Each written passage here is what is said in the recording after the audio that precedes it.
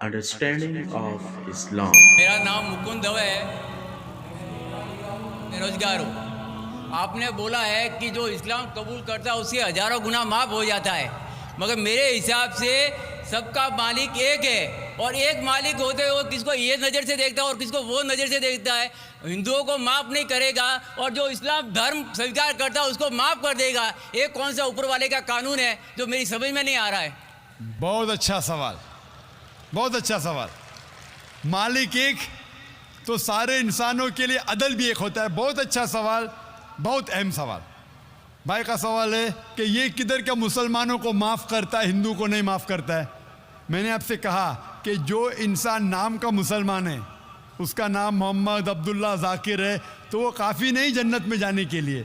मुस्लिम का मतलब वो इंसान जो अमन हासिल करता है अपनी ख्वाहिश, अपनी मर्ज़ी से खुदा के अहकामात पे अमल करने के बाद।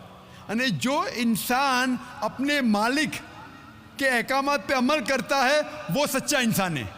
वो नाम का क्या है उसका मैं कोई लेना देना नहीं। यहाँ मैं कह रहा हूँ कि जो इंसान अल्लाह के अलावा किसी के साथ शिर्क कर रहा था, आज शिर्क करना छोड़ दिया, आज उसके गुनाह माफ़ होंगे।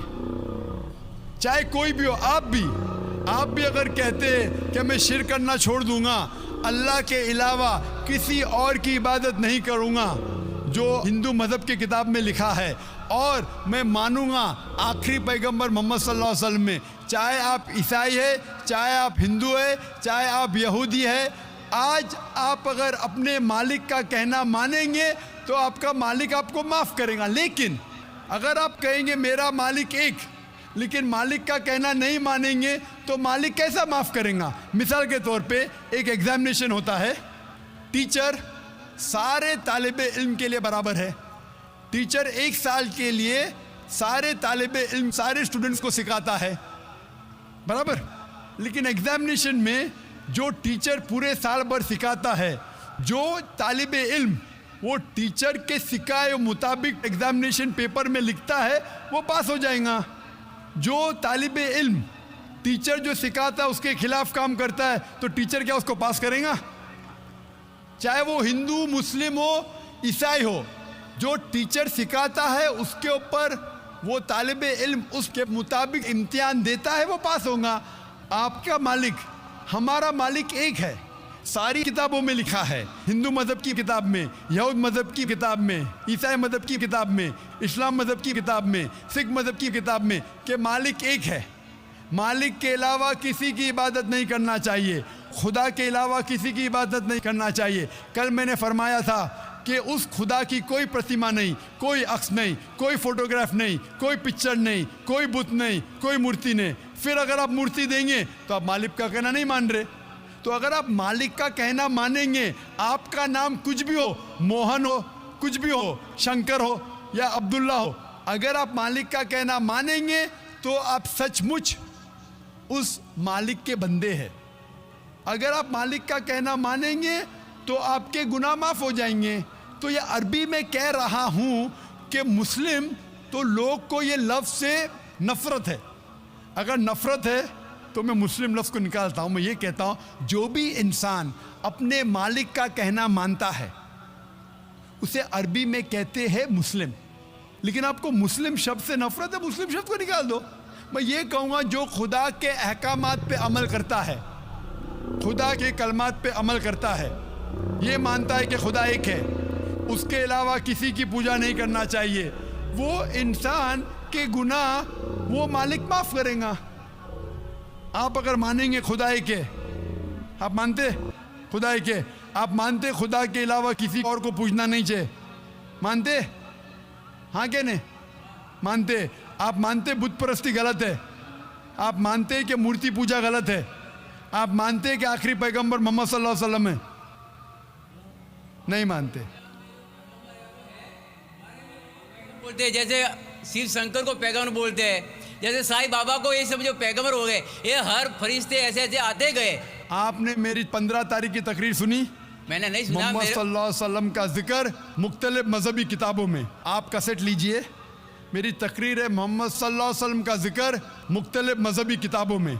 इसमें मैंने साबित किया हूँ कि मजहबी किताब बदलने के बावजूद सब मजहबी किताब में लिखा है कि आखिरी पैगंबर आने वाले हैं।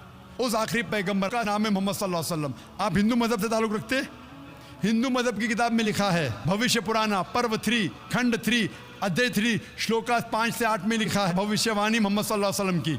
आप पढ़ेंगे भविष्य पुराना पर्व 3 खंड 3 अध्याय 3 श्लोका 10 से 27 में मोहम्मद सल्लल्लाहु अलैहि वसल्लम का जिक्र है। आप कुंटब सुक्ता पढ़िए, अथर्वा वेद में लिखा है, किताब number 20 him number 127 shloka number 1 से 14 में लिखा है मोहम्मद सल्लल्लाहु अलैहि वसल्लम के बारे में। आप पढ़िए अथर्वा वेद किताब नंबर 20 अध्याय नंबर 21 श्लोका नंबर 6 और 7 में मोहम्मद सल्लल्लाहु अलैहि वसल्लम का जिक्र है।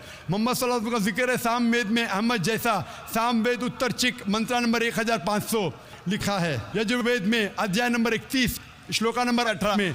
आप पढ़ेंगे ऋग्वेद किताब नंबर 8 अध्याय नंबर 6 वर्ष नंबर 10 में। आप अगर पढ़ेंगे अथर्वा वेद किताब नंबर 8 अध्याय नंबर 5 श्लोका नंबर 16 में मोहम्मद सल्लल्लाहु अलैहि वसल्लम के बारे में अहमद लिखा है। अथर्वा वेद किताब नंबर 20 हिम नंबर 126 वर्ष नंबर 14 में कई जगह लिखा है नाराशंसा। नाराशंसा मतलब वो आदमी जो प्रशंसा के लायक है। इसका अरबी में तर्जुमा होता है मोहम्मद। मोहम्मद सल्लल्लाहु अलैहि वसल्लम का नाम से जिक्र है हिंदू मज़हब की कई किताब में। ऋग्वेद किताब number 1 hymn number 13 verse number 3, Rigveda किताब number 1 hymn number 18 verse number 9, Rigveda book number 1 hymn number 106 verse number 4, Rigveda book number 1 hymn number 142 verse number 3, Rigveda book number 2 hymn number 3 verse number 2, Rigveda book number 5 hymn number 5 verse number 2, Rigveda book number 7 hymn number 2 verse number 2, Rigveda book number 10 hymn number 64 verse number 3, Rigveda book number 10 hymn number 182 verse number 2, Yajurveda chapter number 20 verse number 55, Yajurveda chapter number 20 verse 37, Yajurveda chapter number 20 verse 57, Yajurveda chapter 21 verse number 31। मैं सिर्फ हवाले दे सकता हूँ आपकी किताबों में से सिर्फ घंटों तक, जिसमें लिखा है मोहम्मद सल्लल्लाहु अलैहि वसल्लम आखिरी पैगंबर है। आज जो इस्लाम कबूल कर रहे हैं उनको ये समझाओ कि इस्लाम धर्म क्या है।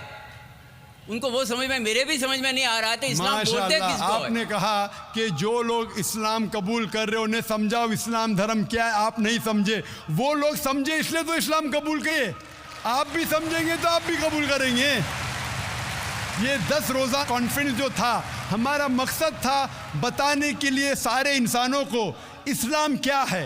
ये मीडिया जो इस्लाम को पेश कर रही है, ये तोड़ मड़ोड़ के पेश कर रही है। हमारा मकसद ही था बताने के लिए सारे इंसानों को इस्लाम क्या है। अगर आप इस्लाम को नहीं अब तक जाने तो बेशक कबूल मत करो। जब भी पहचान लेंगे इस्लाम को तो इंशाअल्लाह आप भी शहादत देंगे। मेरी दुआ है अल्लाह सुब्हानहू व तआला से, उस मालिक से, कि आपको हिदायत दे कि आप ये माने कि अल्लाह एक है, अल्लाह के अलावा कोई माबूद नहीं और मोहम्मद सल्लल्लाहु अलैहि वसल्लम आखिरी पैगंबर है। मैं कहूँगा वॉलंटियर से कि आपको मेरी DVD दे, मोहम्मद सल्लल्लाहु अलैहि वसल्लम का जिक्र मुख्तलिफ मजहबी किताबों में, उसमें सारे हवाले हैं। और एक खुसूसन तकरीर है मोहम्मद सल्लल्लाहु अलैहि वसल्लम का जिक्र हिंदू मजहबी किताब में, सिर्फ हिंदू मजहब में।